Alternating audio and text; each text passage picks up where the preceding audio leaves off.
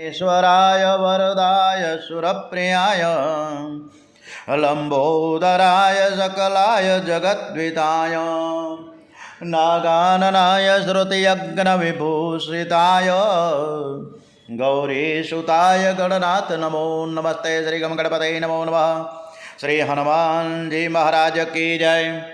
ओम सर्वे भवन्तु सुखिनः सर्वे सन्तु निरामयाः સૌનું કરો કલ્યાણ હે દયાળુ પ્રભુ।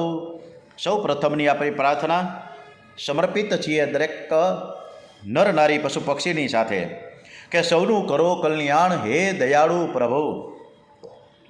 સૌનું કરો કલ્યાણ નર નારી પશુ પક્ષીની સાથે જીવજંતુનું તમામ જગતના વાસીઓ સૌ સુખ ભોગવે આનંદે આઠે જામ। દુનિયામાં દર્દ દુકાળ પડે નહીં લડે નહીં કોઈ ગામ। સર્વ જગે સુખાકારી વધે વડે વધે ધન ધાન્ય કોઈ કોઈનું બુરું ન ઈચ્છે સૌનું ઈચ્છે સૌ સમાન। પોતપોતાના ધર્મ પ્રમાણે સર્વ ભજે ભગવાન। સૌનું કરો કલ્યાણ હે દયાળુ પ્રભુ સૌનું કરો કલ્યાણ। ઓમ શ્રી ગણપતિ મહારાજ કી જય। ઓમ શ્રી ગજાનન મહારાજ की जय। ओम श्री डोंगरेश जी महाराज की जय। ओम श्री सुखदेव जी महाराज की जय। द्वारिकाधीश की जय। ओम नमो भगवती वासुदेवाय। द्वारिकाधीश की जय। भागवत भगवान जी की जय। श्रीमद भागवत रसामृतમાં તરબડો થતાં આપણે આગળ વધીએ છીએ। એકવાર નારદજી છે વૈકુંઠ લોકમાં આવ્યા છે। તો ગમે ત્યાં ફરી શકે છે, ગમે ત્યાં પરિભ્રમણ કરી શકે છે। એને આ સિવાય તો નારાયણની ધૂન સિવાય તો બીજું કોઈ કામ છે જ નહીં। લક્ષ્મીજીને જોયા વૈકુંઠમાં, પણ ભગવાન તો કે દેખાતા જ નથી। ભગવાનને શોધવા લાગ્યા છે। ત્યારે ભગવાન એક જગ્યાએ ધ્યાનમાં બેઠેલા જોયા। ગિરીશભાઈ જાણકે પણ રોજ ઉઠીને ધ્યાનમાં બેસે જ છે। તો ધ્યાનમાં બેઠા નારદજી પૂછે કે ભાઈ તમે કોનું ધ્યાન ધરો છો ભગવાન પ્રભુ? તો ભગવાન કહે છે કે હું મારા ભક્તોનું ધ્યાન કરું છું।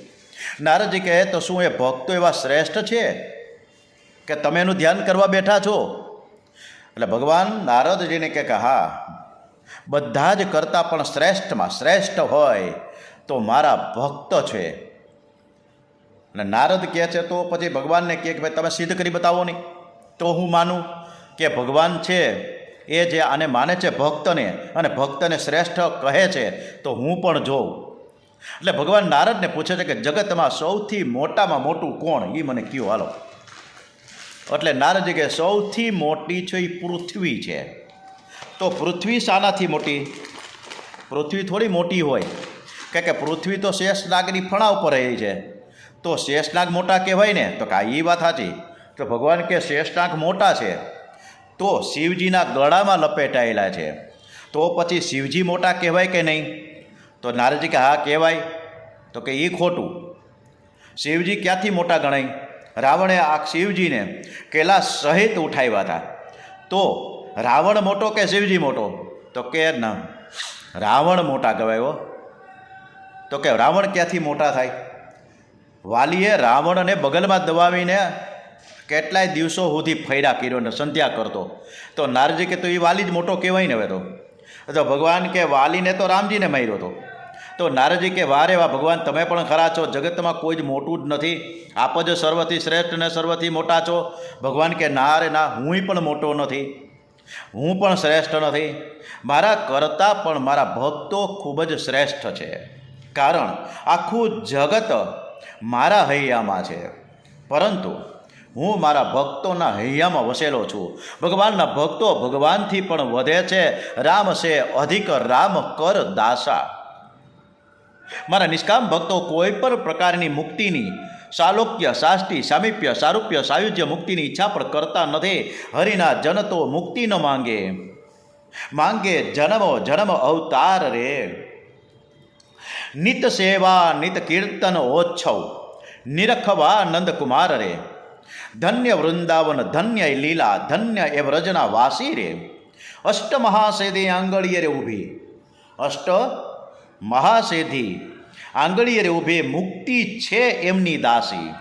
મારા ભક્તો છે મારા પ્રેમ રૂપ અપ્રાકૃત સ્વરૂપને પામે છે, ત્યારે દેહ ઘેમાં આસક્ત પુરુષ અધોગતિને પામે છે. માતાજી વધારે તો હું શું કહું, ઈશ્વરથી વિખૂટા પડેલા જીવને સુખ નથી. જેને ભક્તિનો રંગ બરાબર લાગ્યો નથી, ભક્તિનો આનંદ જેને મળ્યો નથી, જેને સારું સારું ખાવાની ઈચ્છા છે, શરીર ઘરડું બની ગયું, ગડપણ આવી ગયું, મન તો જુવાન જ રહે. જુવાનીમાં ભોગવેલા સુખનું મન વારંવાર ચિંતન કરે છે. દરેકને જુવાની પછી ઘડપણ આવે છે. વૃદ્ધાવસ્થામાં શરીર નિર્બળ બને છે, ઇન્દ્રિયો કામ કરી શકતી નથી, ત્યારે પણ મન અને બુદ્ધિ તો જુવાન જ રહે છે. વૃદ્ધાવસ્થામાં મમતા છૂટતી નથી અને જુવાનીમાં ભોગવેલા સુખ અને ભોગનું વારંવાર ચિંતન જ થયા કરે. ઘડપણમાં ખાધેલું પચતું નથી, જઠરાગ્નિ મંદ થાય છે, છતાં દાળ ભાતની વાનગીઓ ખાવાની ઈચ્છા થાય છે.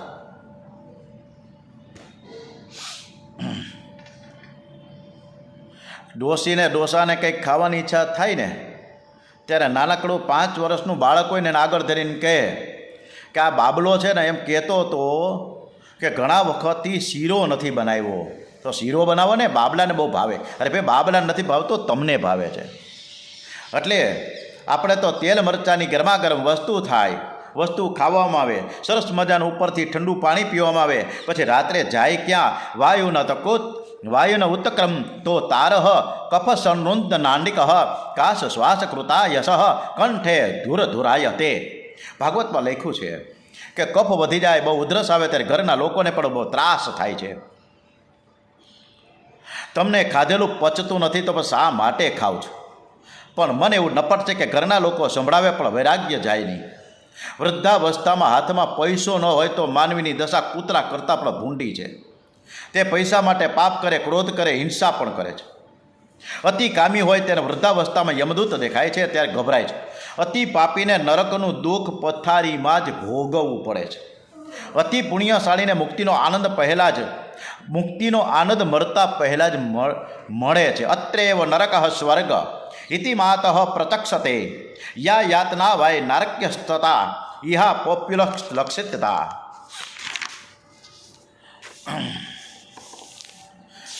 બાળકનો જન્મ કેવી રીતે થાય છે, ડોંગરીજી મહારાજે આ ભાગવત કથામાં સરસ મજાનું મૂકવામાં આવ્યું છે.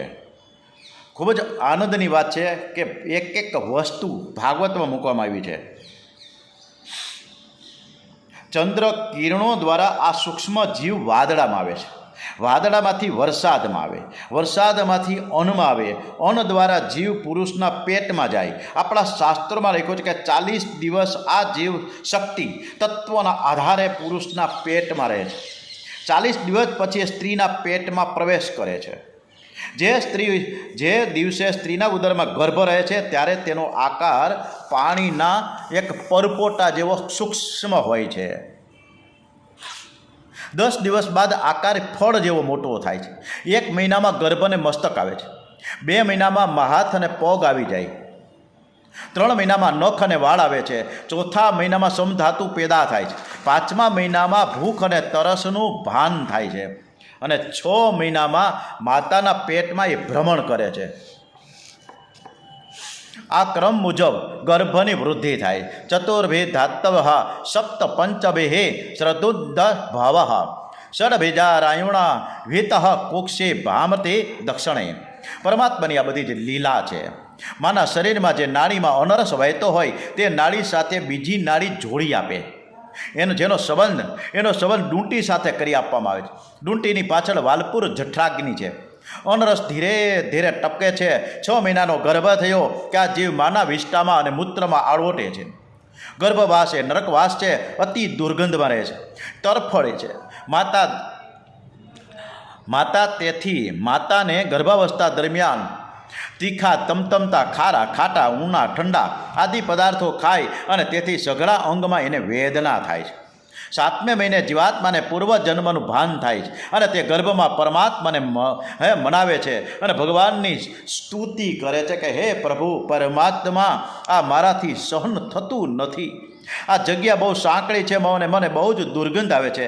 હવે તમે મને બહાર કાઢો. આ જીવ ગર્ભમાં અનેક પ્રકારની પ્રતિજ્ઞાઓ કરે છે.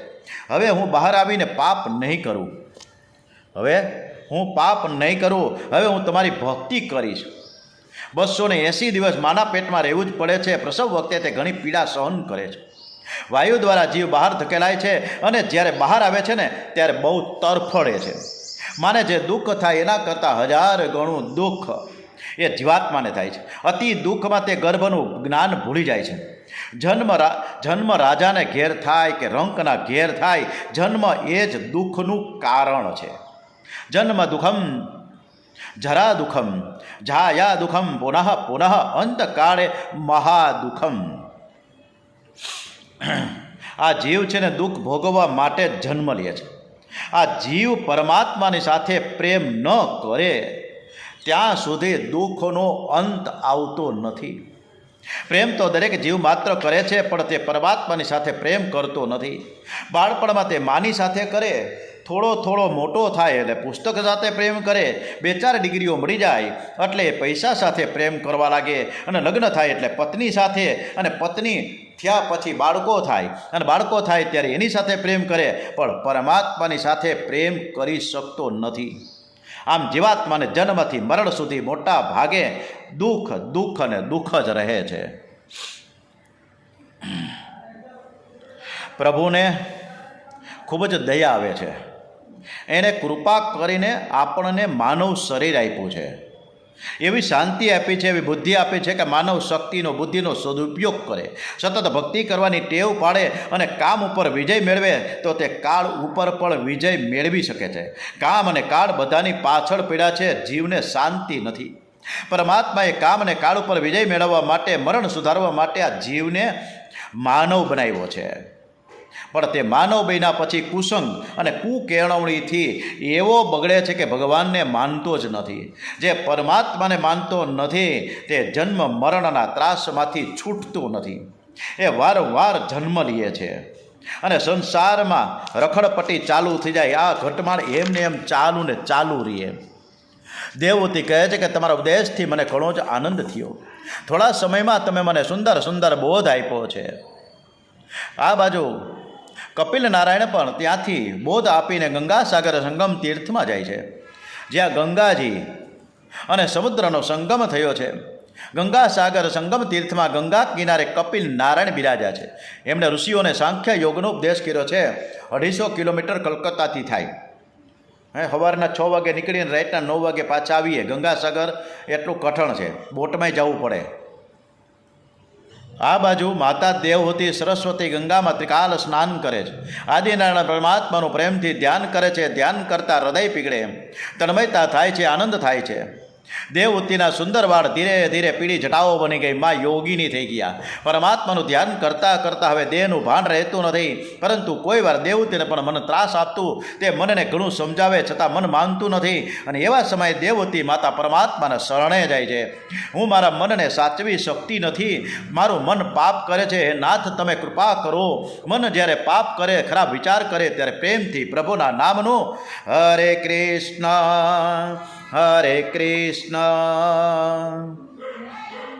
હે કૃષ્ણ કૃષ્ણ હરે હરે. કપિલ નારાયણ ભગવાનની આ મંગલમય કથા વક્તા શ્રોતાઓના પાપને બાળનારી છે, ભક્તિને પ્રદાન કરનારી છે.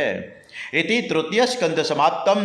श्रीमन्नारायण नारायण नारायण श्रीमन्नारायण नारायण नारायण बद्री नारायण नारायण नारायण बद्री नारायण नारायण नारायण. સ્કંદ ચોથા તરફ આગળ વધીએ. વિસર્ગ લીલામાં પરમ પૂજ્ય ડોંગરેજી મહારાજ, સુખદેવજી મહારાજના ચરણોમાં આપણી આ શ્રીમદ ભાગવત કથા શ્રી કૃષ્ણ પરમાત્માને સરસ રીતે આપણે સંભળાવી રહ્યા છીએ.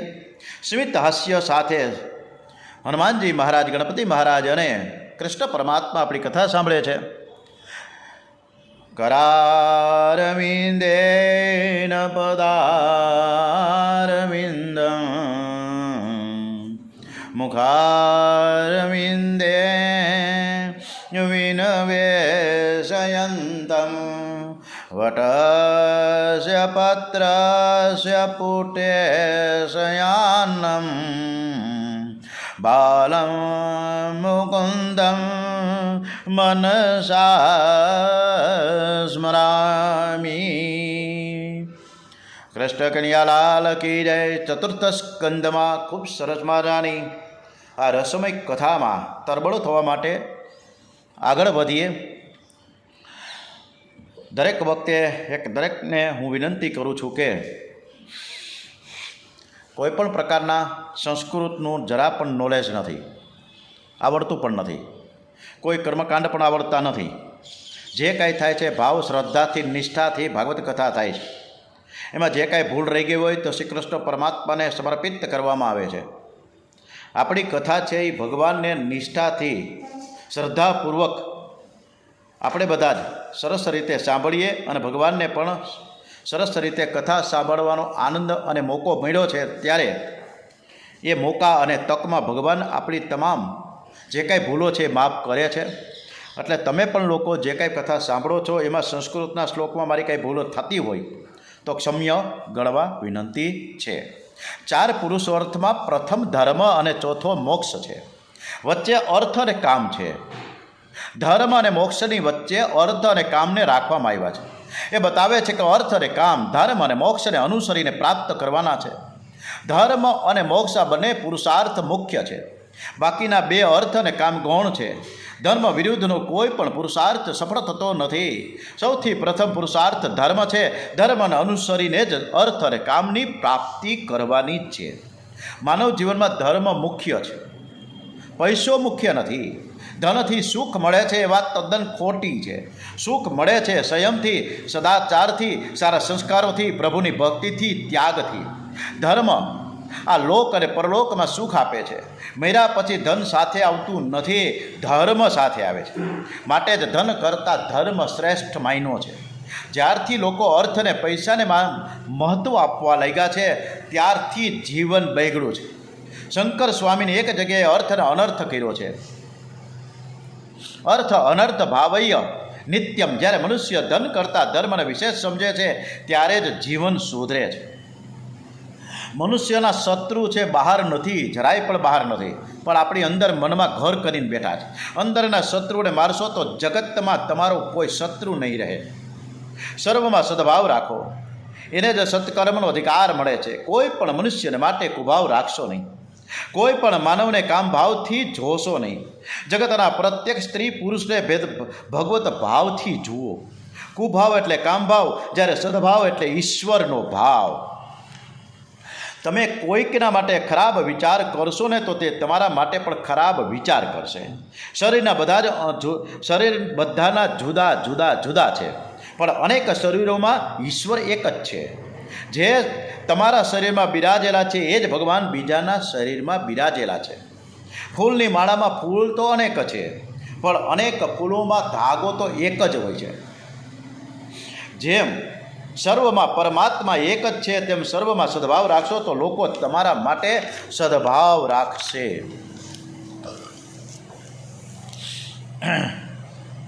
હવે આગળ આપણે દક્ષ પ્રજાપતિના યજ્ઞની જે કથા આવે છે ખૂબ સરસ મજાની. કનખલ હરિદ્વારમાં આપણે જઈ રહ્યા છીએ.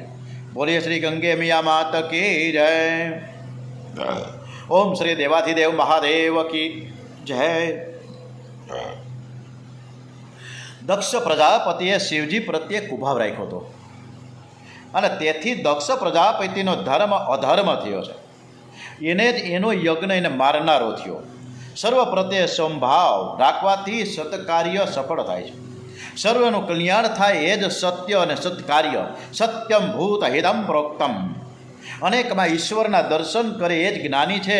એકમાં ઈશ્વરના દર્શન કરે સાધારણ. એક બ્રાહ્મણ રસ્તામાં કોઈ સ્ત્રીને જોશે તો તેમાં લક્ષ્મીની ભાવના કરશે કે આ મહાલક્ષ્મી છે. મહાભારતમાં જોઈએ કે શ્રી કૃષ્ણ કેટલીક વાર અધર્મ કરે છે, પણ તેના મનમાં બધા જ પ્રત્યે સદભાવ છે. સદભાવ છે એટલે તેના અધર્મ પણ ધર્મ બન્યો છે. મહાભારતમાં કર્ણ પર્વ અને દ્રોણ પર્વ આના દ્રષ્ટાંતો છે. કર્ણ પર્વમાં આવે છે કે કર્ણ જે વખતે રથનું પૈડું જમીનમાં કાઢતો હતો, ખૂંચી ગયું હતું અને એ વખતે એ નિશસ્ત્ર હતો. એ વખતે ભગવાન શ્રી કૃષ્ણ અર્જુન કહે તું આ કર્ણને માર. કૃષ્ણ કહે છે કે યુદ્ધ શાસ્ત્રોનો નિયમ છે કે શત્રુ જ્યારે નિશસ્ત્ર હોય ત્યારે એના ઉપર મારે પ્રહાર ન કરવો જોઈએ. આથી અર્જુને મારા ઉપર પ્રહાર કરવો જ ન જોઈએ.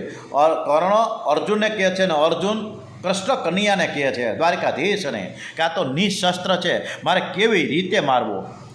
ત્યારે શ્રી કૃષ્ણ ભગવાન કહે છે કે હે કર્ણ, તે આજ સુધી ધર્મનું પાલન કેટલું જ કર્યું છે, તું જોતો ખરા ભાઈ. તે ધર્મનું પાલન કરેલ નથી, આજે તું બીજાના ધર્મને પાલન કરવાનો ઉપદેશ આપે છે. ભર સભામાં દ્રૌપદીનું પાન કરમાવેલું ત્યારે તારા ધર્મનું જ્ઞાન ક્યાં ગયું? એ જ પ્રમાણે દ્રોણ પર્વમાં કથા આવે છે, દ્રોણાચાર્ય પાંડવ સેનાનો કચ્ચર ઘાડ વાણે છે, અને ત્યારે શ્રી કૃષ્ણ યુધિષ્ઠિરને ધર્મરાજાને અસ્વસ્થામાં હતા એમ ખોટું બોલવા પ્રેરિત કરે છે. દ્રોણાચાર્ય બ્રાહ્મણ હતા અને ગુરુ પણ હતા. યુદ્ધ કરવું એ બ્રાહ્મણોનો ધર્મ નથી, છતાં યુદ્ધમાં ભાગ લઈને અધર્મ આચરી રહ્યા હતા. એટલે દ્રોણાચાર્ય યુદ્ધ છોડી દે તો એ અધર્મ છૂટી જાય. ભગવાનના આગ્રહથી યુધિષ્ઠિરને બોલવું પડ્યું કે અસ્વસ્થામાં હણાયો, પણ આ ખોટું બોલવાનું પાપ ન લાગે એટલે ધીમેકથી બોલ્યા, કાં નર કાં હાથી. પણ છેલ્લા શબ્દો કોઈને ન સંભળાયા, એટલે પ્રભુએ જોરથી શંખનાદ કર્યો અને ખરેખરા શબ્દો કોઈને સંભળાયા જ નહીં. સત્કર્મ કરતા શુદ્ધ ભાવ રાખો, ભગવત ભાવ રાખો, હૃદય શુદ્ધ રાખો. શુદ્ધ ભાવ એ મોટામાં મોટું તપ છે. તપ શબ્દને ઉલટાવો એ પત થાય છે. માનવ તપ ન કરે તો તેનું પતન થાય છે. તેથી તો સર્વેષામ અવિરોધેન બ્રહ્મ કર્મ સમારંભે. મંત્ર બોલીને દરેક સત્કાર્યની શરૂઆત કરવા. હરિ ઓમ ભદ્રમ કર્ણેભિઃ શૃણુયામ દેવા, ભદ્રમ વક્ષેમાક્ષવીર્યજત્રાઃ, સ્થિરે રંગે તુટુવા ગુણશાસ્ત્રભિર્યસેમહિ દેવૈતમ યદાહુ. સત્કાર્યની શરૂઆત કરવાની હોય છે. સર્વમાં સદભાવ રાખો અને સર્વને સદભાવથી નિહાળજો. મૈત્રીજી કહે છે કે મનુ મહારાજને ત્યાં આકૃતિ, દેહુતિ અને પ્રસૂતિ નામની 3 કન્યાઓ થઈ ગઈ હતી. આકૃતિનું લગ્ન રુચિ પ્રજાપતિ સાથે થયું, દેહુતિનું લગ્ન કરદમ ઋષિ સાથે થયેલું. એમને ત્યાં 9 દીકરીઓને 9 ઋષિઓ સાથે પરણાવેલી. પ્રસૂતિનું લગ્ન દક્ષ પ્રજાપતિ સાથે થયું. આ કથા અગાઉ આપણે જણાવી છે. વિદુરજી પૂછે છે કે આ વિષ્ણુ, શિવજીને બ્રહ્માએ અત્રિ મુનિને ત્યાં શું કરવાની ઈચ્છાથી અવતાર લીધા હતા, અને આ કથા મને વિસ્તારપૂર્વક સમજાવો. ખૂબ સરસ મજાની અનસૂયાજીની, જે સતી અનસૂયા કહેવાય, એ અનસૂયાજીની આપણે વાત અને કથા, દિવ્ય ગાથા તરફ આગળ વધીએ. મૈત્રીજી કહે છે કે પુરુષ અત્રિ જેવો તપસ્વી બને અને સ્ત્રી અનસૂયા જેવી તપસ્વી બને તો આજે પણ દત્તાત્રેય આવવા તૈયાર જ છે. અનસૂયા છે મહાન પતિવ્રતા છે. એક દિવસ નારદજી કૈલાસમાં આવ્યા અને એ વખતે ભગવાન શંકર સમાધિમાં બેઠા હતા. શ્રી રામ શ્રી રામ શ્રી રામ શ્રી રામ શ્રી રામ શ્રી રામની રટણ કરતા હતા. નારદજી પાર્વતીજીની આગળ અનસૂયાના પતિવ્રતા ધર્મ અંગે વખાણ કરે છે. આથી પાર્વતીજી નારદ થઈ જાય છે. શિવજી સમાધિમાં જાયગા એટલે પાર્વતીજી કહ્યું કે તમે કોઈ પણ હિસાબે અનસૂયાના પતિવ્રતાપણાનો ભંગ કરો.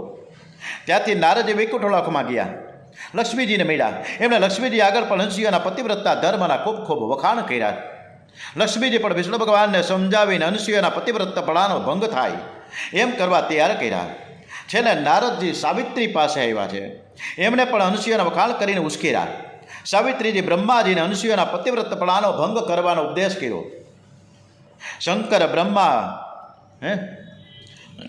શંકરજી, વિષ્ણુજી અને બ્રહ્માજી આ 3 દેવો ચિત્રકૂટમાં પહોંચે છે. 3 સાથે મળી સાધુ સ્વરૂપે ભિક્ષા માંગવા અનસૂયા આશ્રમમાં આવ્યા છે. ભિક્ષાંદેહી, ત્યાં જઈને ભિક્ષાની માંગણી કરી. પણ અનસૂયા નગ્ન થઈને ભિક્ષા આપે તો જ ભિક્ષા લેશે, તો જ ભિક્ષા લેવામાં આવશે એમ જણાવવામાં આવ્યું. અનસૂયા વિચાર કરે કે જો હું નગ્ન થઈને ભિક્ષા આપું તો મારા પતિવ્રતા ધર્મનો ભંગ થાય, અને ભિક્ષા ન આપું તો આંગણે આવેલા અતિથિ પાછા જાય અને મને મહાપાપ લાગે. નગ્ન થઈને ભિક્ષા આપો એવી પ્રભુ માંગણી કરે છે. એટલે વૈષ્ણવ પ્રભુને વાસના રહિત થઈને ભિક્ષા આપે. ઈશ્વરને વાસના રહિત થઈ, નિષ્કામ થઈ સર્વ વસ્તુ અર્પણ કરવાની છે. અનસૂયાના મનમાં કોઈ વાસના નથી. મનમાં જો સૂક્ષ્મ વાસના પણ રહી જાય તો 3 દેવો આવતા જ નથી. અનસૂયાએ ધ્યાન ધરીને જાણી લીધું અને પછી 3 દેવો ઉપર પાણીની અંજલિ છાંટી. 3 દેવો બાળકો બની ગયા. પતિવ્રતામાં એવી શક્તિ છે. અનસૂયાએ 3ને પારણામાં પધરાવ્યા છે.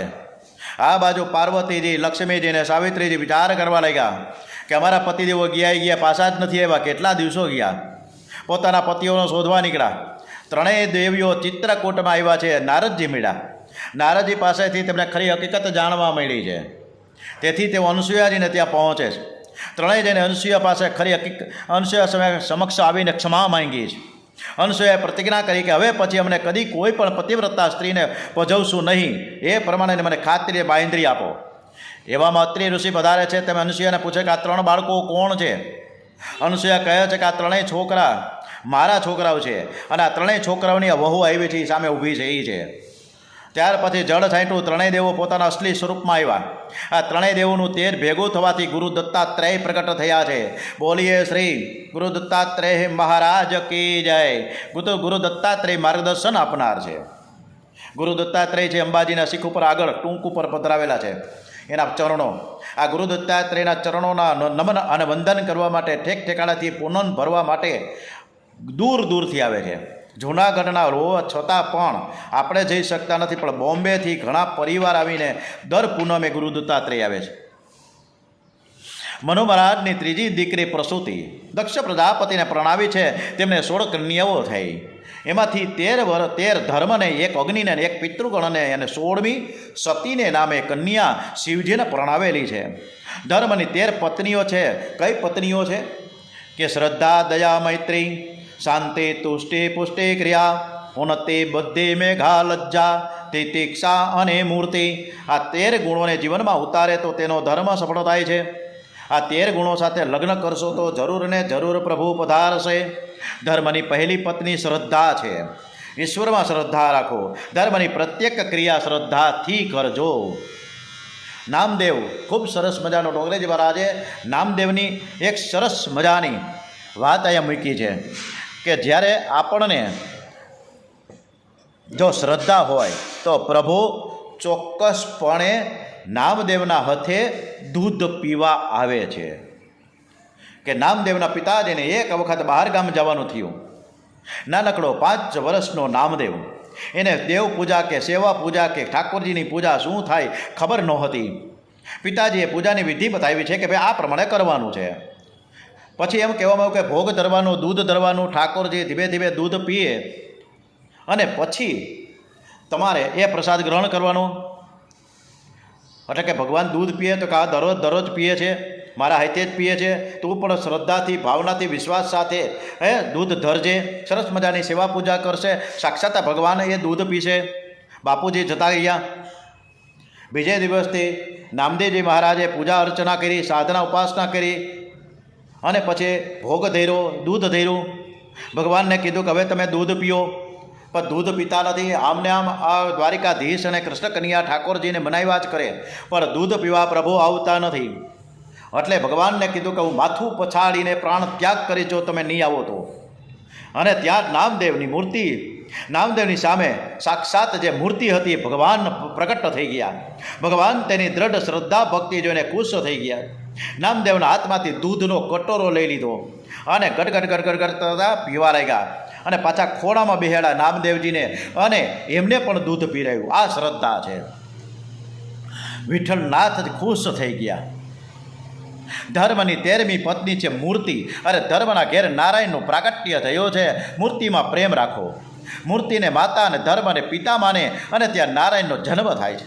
બદ્રીનારાયણ ભગવાન મૂર્તિ દેવીને વર્ષમાં 1 વાર મળવા જાય છે. બરાબર ધર્મનું પાલન કરશો તો તમારા ઘેર નારાયણ પ્રગટ થશે. દક્ષ પ્રજાપતિની સૌથી નાની દીકરી સતીનું લગ્ન શિવજી સાથે થયું. દક્ષ પ્રજાપતિએ શિવજીનો પાન કર્યું એટલે સતીએ પોતાનું શરીર યજ્ઞમાં બાળી દીધું. શિવજી મહાન છે, સચરાચર જગતના ગુરુ છે, સર્વ મંત્રના આચાર્ય શિવજી હોવાથી શિવજીને ગુરુ માની મંત્ર દીક્ષા લેવી. વિદુરજી પૂછે છે કે સર્વથી શ્રેષ્ઠ એવા શિવજીની સાથે દક્ષ પ્રજાતિએ વેર કર્યું. મને આશ્ચર્ય થાય છે. આ કથા મારે વિસ્તારપૂર્વક સાંભળવી છે. મૈત્રીજી કહે છે કે પ્રાચીન કાળમાં પ્રયાગરાજમાં મોટું બ્રહ્મસત્ર થયું હતું. સભા મંડપમાં શિવજી અગ્રસ્થાને બિરાજમાન હતા અને એ વખતે દક્ષ પ્રજાપતિ ત્યાં આવ્યા. શિવજી તો પોતાના અધ્યક્ષ સ્થાન ઉપર આસન ઉપર નારાયણનું ધ્યાન કરતા બેઠા હતા. એટલે સભામાં કોણ આવ્યું, કોણ ગયું કંઈ ખબર ન હતી. દક્ષ પ્રજાપતિ આવ્યા ત્યાં ઉપસ્થિત બધા જ દેવોએ પોતાના આસન ઉપરથી ઊભા થઈને સન્માન કર્યું, પણ શિવજી તો ધ્યાનમાં હતા તેથી ઊભા નથી આવ્યા. એટલે ખબર નહોતી કે કોણ આવ્યું. આ જોઈને દક્ષ પ્રજાપતિને શિવજી ઉપર ખૂબ જ ક્રોધ આવ્યો અને ભર સભામાં તેની નિંદા કરવા લાગ્યા અને બહુ જ નિંદા કરી છતાં પણ શિવજી અચળ રહ્યા, ક્યાંય પણ એ સ્થિર રહ્યા. કારણ કે ભગવાન શંકર આશુતોષ છે. શિવજીના દરબારમાં ઋષિઓ, દેવો, દાનવો, રાક્ષસો, ભૂત, પિશાચ પણ આવી શકે. શિવજીનો દરબાર બધા માટે ખુલ્લો છે. રામજીના દરવાજે હનુમાનજી ગદા લઈને ઊભા છે અને પૂછે છે કે તમે મારા રામજીની જેમ બંધુ પ્રેમ રાખ્યો છે, તમે સંયમ રાખ્યો છે, પર સ્ત્રીને માતા સમાન ગણી છે, રામજીની મર્યાદાનું પાલન કરવો છો. રામજીના દરબારમાં તો જ પ્રવેશ મળે જો તમે આવું બધું અનુશાસન કરતા હશો તો. નકર તો હનુમાનજી ગદા મારીને પાછા કાઢે. રામજી તો રાજા ધીરાજ છે. એમના દર્શન રાત્રે 12 વાગ્યા પછી ન થાય. જ્યારે શિવજીના દર્શન તો ગમે ત્યારે થઈ શકે. કનૈયો કહે કે મારા દરબારમાં આવવું હોય તો તમે ગોપી બનીને આવો. ભગવાન શિવજીની પૂજા સર્વ કરે છે. એ દેવોના પણ દેવ, મહાદેવ છે.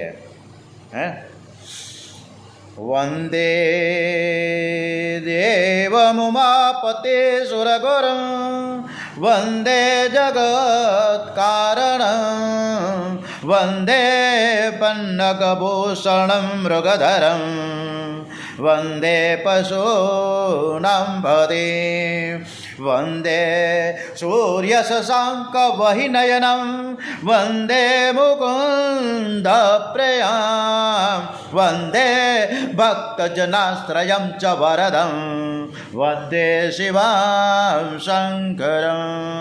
શંકર ભગવાન જેવા કોઈ ભોળા નથી. ગમે ત્યારે ગમે તેવી પ્રાર્થના કરીએ ફળીભૂત થાય.